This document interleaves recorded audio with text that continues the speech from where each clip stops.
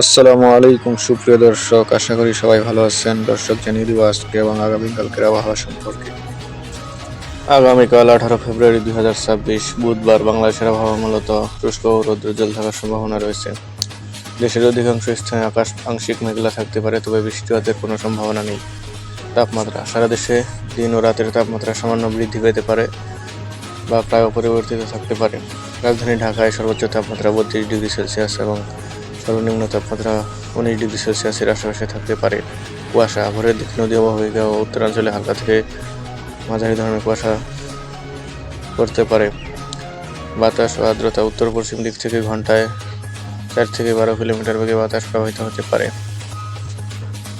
আজকে সারা দেশের সর্বনিম্ন তাপমাত্রা তেঁতুলিয়া ও শ্রীমঙ্গলে 11.5 ডিগ্রি সেলসিয়াস।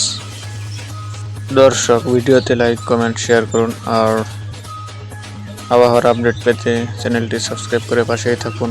ধন্যবাদ।